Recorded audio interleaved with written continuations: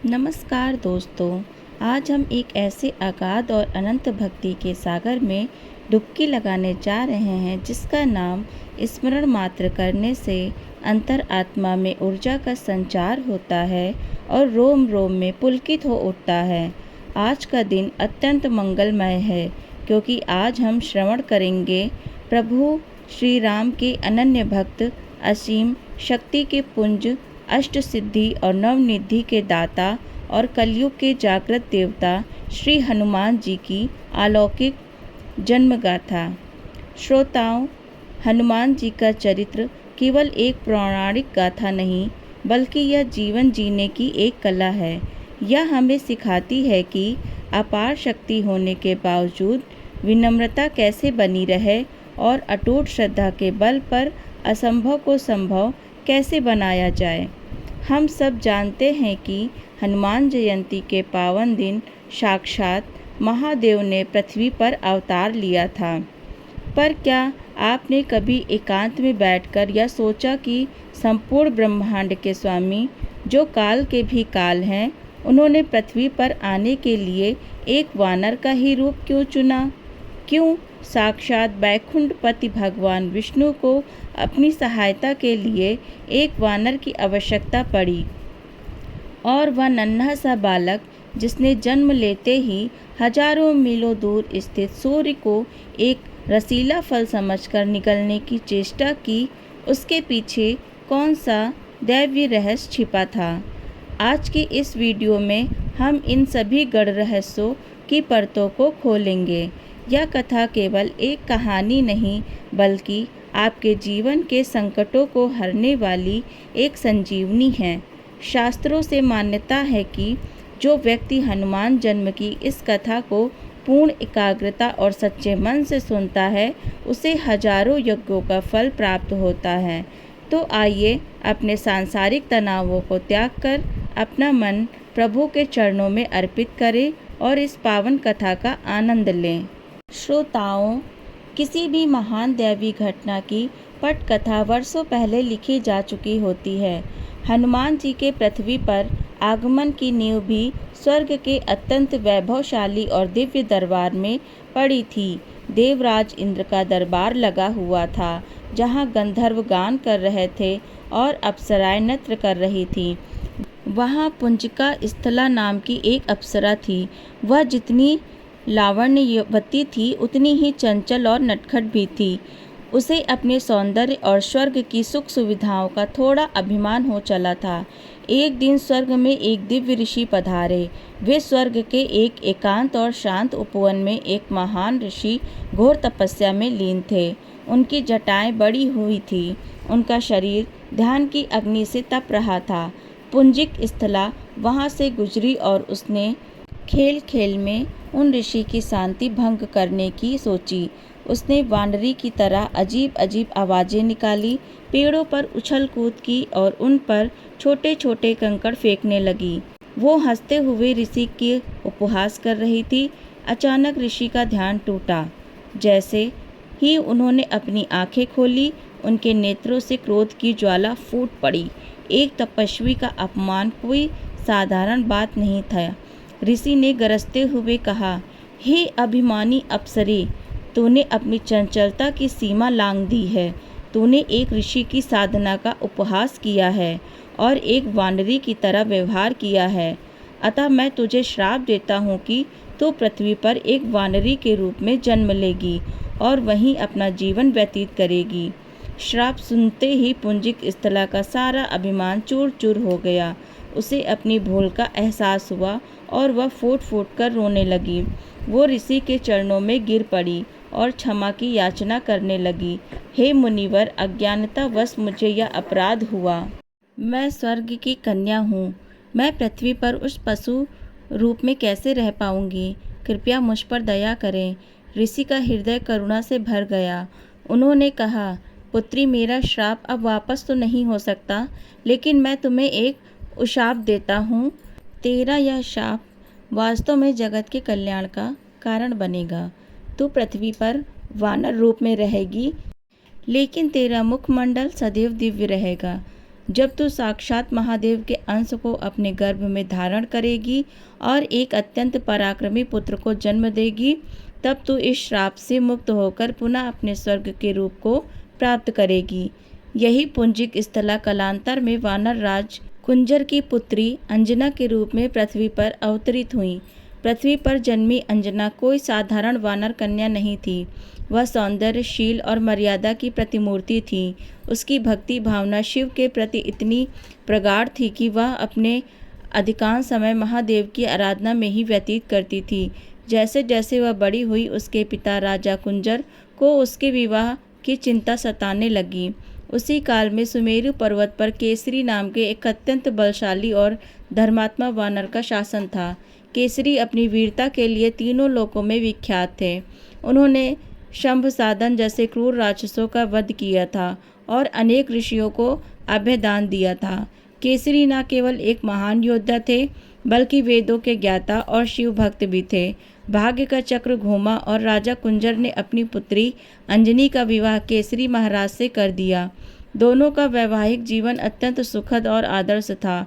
वे एक दूसरे का सम्मान करते थे और प्रजा को अपनी संतान के समान प्रेम करते थे। लेकिन नियति ने उनके धैर्य की परीक्षा लेने की सोची थी। विवाह के कई वर्ष बीत जाने बाद उनके आंगन में किसी बालक की किलकारी नहीं गूंजी। माता अंजनी इस बात से अत्यंत दुखी रहती थीं। वे अक्सर महल की झरोकों से अन्य वानर शिशुओं को खेलते देख उदास हो जाती थी। महाराज केसरी अपनी पत्नी का यह दुख सहन नहीं कर पा रहे थे। एक दिन उन्होंने बड़े प्रेम से अंजना का हाथ थाम कर कहा, प्रिय, चिंता मत करो। जो सुख संसार की वस्तुओं से नहीं मिलता, वह महादेव की शरण में मिलता है। हम दोनों ही शिव के उपासक हैं। तुम मतंग ऋषि के आश्रम जाओ, वे अवश्य ही तुम्हें पुत्र प्राप्ति का मार्ग दिखाएंगे। ऋषि मतंग के आदेश अनुसार माता अंजनी ने पुत्र प्राप्ति के लिए एक अत्यंत कठिन तप का निर्णय लिया। वे आज के नासिक के समीप स्थित अंजनेरी पर्वत के एक गुफा में चली गईं। उन्होंने राजसी वस्त्रों का त्याग कर दिया और वलकल धारण कर लिया। श्रोताओं, वह तपस्या सामान्य नहीं थी। प्रथम कुछ वर्षों तक उन्होंने केवल कंदमूल खाकर साधना की। फिर उन्होंने जल पर रहना शुरू किया। अंत में उन्होंने वायु भक्षण का संकल्प लिया। वे एक पैर पर खड़ी होकर ओम नमः शिवाय का निरंतर जाप करने लगी। ग्रीष्म ऋतु की चिलचिलाती धूप हो, वर्षा की मूसलाधार बूंदें हों या शीत ऋतु की हड्डी कंपा देने वाली ठंड, अंजना अविचल खड़ी रहीं। हजारों वर्षों तक उनकी यह साधना चलती रही। उनके शरीर के चारों ओर एक दिव्य प्रकाश पुंज बनने लगा। उनकी भक्ति की गर्मी इतनी बढ़ गई कि स्वर्ग में इंद्र को भय होने लगा कि कहीं अंजना का स्वर्ग का राज्य न मांग ले। लेकिन माता अंजनी के मन में तो केवल एक ही अभिलाषा थी, वे एक ऐसा पुत्र जो महादेव के समान तेजस्वी और भक्त वत्सल हो। अंततः भगवान शिव प्रसन्न हुए। उन्होंने माता अंजनी को एक स्वप्न में दर्शन दिए और कहा, हे अंजनी, तुम्हारी तपस्या पूर्ण हुई। शीघ्र ही पवन देव के माध्यम से मेरा प्रसाद तुम्हें प्राप्त होगा और मेरा ही अंश तुम्हारे गर्भ में पुत्र रूप में प्रकट होगा। इधर माता अंजनी प्रसन्न होकर अपने महल लौटी। उधर कैलाश पर्वत पर एक अद्भुत दृश्य था। महादेव ध्यान मुद्रा में बैठे थे, लेकिन उनके चेहरे पर एक विशेष चमक थी। जब वे ध्यान से जागे तो माता पार्वती ने उनसे जिज्ञासावश पूछा, हे स्वामी, आप तो स्वयं पूर्ण हैं, फिर आपके मन में कौन सी नई लीला चल रही है? आपके नैनों में श्री राम का नाम क्यों चमक रहा है? भगवान शिव मुस्कुराए और बोले, देवी, मेरे आराध्य श्री हरि विष्णु पृथ्वी पर राम के रूप में अवतार ले रहे हैं। दुष्ट रावण का अत्याचार बढ़ गया है और राम जी उसे समाप्त करने आ रहे हैं। एक भक्त के नाते मैं अपने आराध्य की सेवा करना चाहता हूँ। पार्वती जी ने कहा, यह तो प्रसन्नता की बात है, पर आप किस रूप में जाएंगे? क्या आप कोई राजपुत्र बनेंगे? महादेव ने गंभीर वाणी में कहा, नहीं पार्वती, सेवा के लिए पद और प्रतिष्ठा बाधक होती है। मैं एक वानर का रूप धारण करूंगी। सेवक वह होता है जिसके पास अपना कोई अहंकार न हो। वानर को न सुंदर कपड़ों की चाह है, न ऊंचे सिंहासन की। वह पेड़ों पर रह सकता है, फल खाकर तृप्त हो सकता है और निस्वार्थ भाव से सेवा कर सकता है। यदि मैं महादेव बनकर गया तो राम जी मेरा सत्कार करेंगे, लेकिन मुझे सत्कार नहीं, उनका दास बनकर उनके चरणों की सेवा करनी है। भगवान शिव की इस पराकाष्ठा वाली भक्ति को देखकर माता पार्वती की आंखों में आंसू आ गए। उन्होंने शिव जी को सादर नमन किया और इस लीला में अपनी सहमति दी। अब देखिए नियति का खेल। अयोध्या में राजा दशरथ भी संतानहीनता के कारण व्याकुल थे। उन्होंने भृंगी ऋषि के निर्देशन में पुत्र कामिष्ठी यज्ञ प्रारंभ किया। यज्ञ की पूर्ण आहुति पर साक्षात अग्निदेव एक सुवर्ण पात्र में दिव्य खीर लेकर प्रकट हुए। राजा दशरथ ने वह खीर अपनी 3 रानियों कौशल्या, कैकेयी और सुमित्रा में बांट दी। तभी अचानक आकाश से एक पक्षी बड़ी तेज से आया और रानी कैकेयी के हाथ से प्रसाद का एक बड़ा हिस्सा अपनी चोंच में दबाकर उड़ गया। अयोध्या के सैनिक और रानियां अचंभित रह गई, लेकिन यह कोई साधारण पक्षी नहीं था, वह तो नियति का संदेशवाहक था। वो पक्षी उड़ते उड़ते सीधे अंजनेरी पर्वत की ओर बढ़ा। उसी समय महादेव ने पवन देव को संकेत दिया। जैसे ही वह पक्षी माता अंजनी के ऊपर से गुजरा, पवन देव ने एक तीव्र हवा का झोंका चलाया। पक्षी की चोंच से वह प्रसाद छूट गया और पवन देव ने उसे बड़ी कुशलता से नीचे ध्यानमग्न माता अंजनी की खुली हथेली में गिरा दिया। उसी क्षण भगवान शिव का दिव्य तेज भी उसी प्रसाद में समाहित हो गया। माता अंजनी ने जब अपनी आंखें खोली तो उन्होंने अपने हाथ में सुगंधित प्रसाद देखा। उन्होंने इसे महादेव का साक्षात आशीर्वाद समझा और श्रद्धापूर्वक उसे ग्रहण कर लिया। इस प्रकार अयोध्या की खीर और महादेव का अंश मिलकर अंजनी की कोख में समा गए। महीने बीतते गए और अंततः वह शुभ घड़ी आ गई। चैत्र मास की शुक्ल पक्ष की पूर्णिमा तिथि थी। संपूर्ण सृष्टि में एक अलौकिक शांति छाई हुई थी। शीतल और सुगंधित पवन बह रही थी। नदियाँ कल कल करती संगीत गा रही थी। इसी दिव्य मुहूर्त में माता अंजनी ने एक परम तेजस्वी बालक को जन्म दिया। बालक का जन्म होते ही आकाश से पुष्प वर्षा होने लगी। देवलोक में दुंदुभियाँ बज उठी। यह बालक जन्म से ही पूर्णतः विकसित और दिव्य था। उसके कानों में सोने के कुंडल चमक रहे थे, गले में जनेऊ था और उसके पूरे शरीर से सूर्य के समान तेज निकल रहा था। जैसे ही बालक ने आंखें खोली, उसने अपनी माता की ओर देखकर एक मधुर मुस्कान बिखेरी। राजा केसरी का आनंद तो ऐसा था जैसे उन्हें तीनों लोकों का राज्य मिल गया हो। उन्होंने हजारों गाय दान की और पूरे वानर साम्राज्य में दीपावली जैसे उत्सव मनाया गया। पवन पुत्र होने के कारण उनका नाम मारुति रखा गया। बाल मारुति अत्यंत बलशाली और नटखट थे। उनकी ऊर्जा का कोई ठिकाना नहीं था।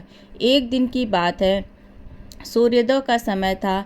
माता अंजनी घर में कार्य कर रही थी और उन्हें मारुति को पालने में सुला दिया था, लेकिन मारुति को कड़ाके की भूख लगी थी। उन्होंने आकाश की ओर देखा। लाल रंग का गोलाकार सूर्य अपनी स्वर्णिम किरणों के साथ धीरे धीरे ऊपर आ रहा था।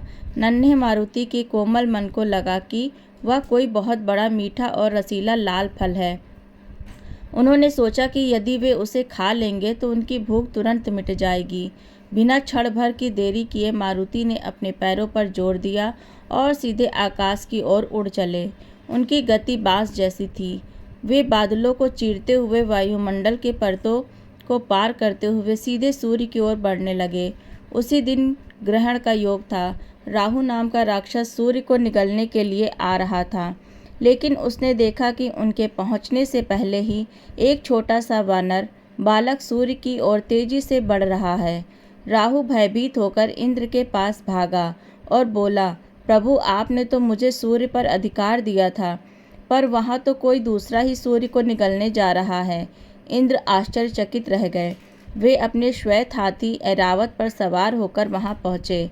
उन्होंने देखा कि मारुति ने सूर्य को अपने मुंह में दबा लिया है और चारों ओर अंधकार छा गया है। इंद्र ने मारुति को चेतावनी दी, पर मारुति ने इंद्र के हाथी को भी एक खिलौना समझा और उसे पकड़ने दौड़ पड़े। इंद्र को अपनी सत्ता पर खतरा महसूस हुआ।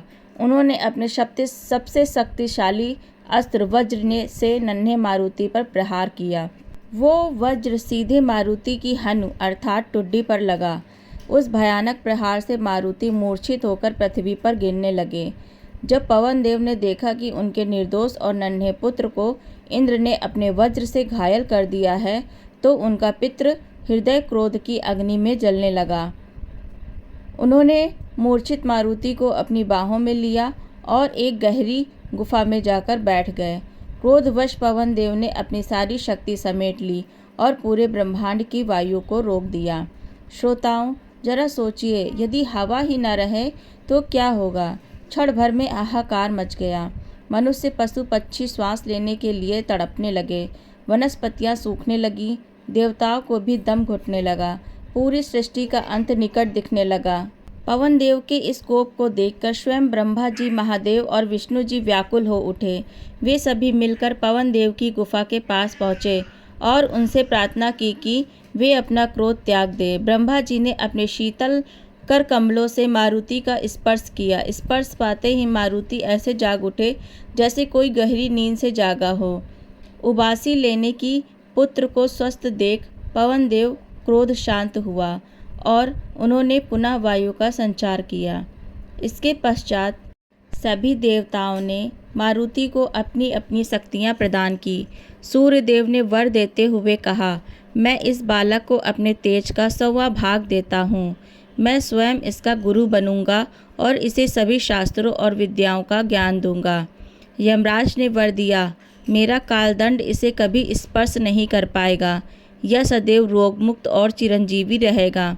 कुबेर ने वरदान दिया, मेरी गदा या संसार का कोई भी धन वैभव इसे मोह नहीं पाएगा। इंद्र ने वरदान दिया, मेरा वज्र अब इस पर कभी असर नहीं करेगा, क्योंकि वज्र से इसकी ठुड्डी थोड़ी टेढ़ी हो गई है, इसलिए आज से यह हनुमान के नाम से विख्यात होगा।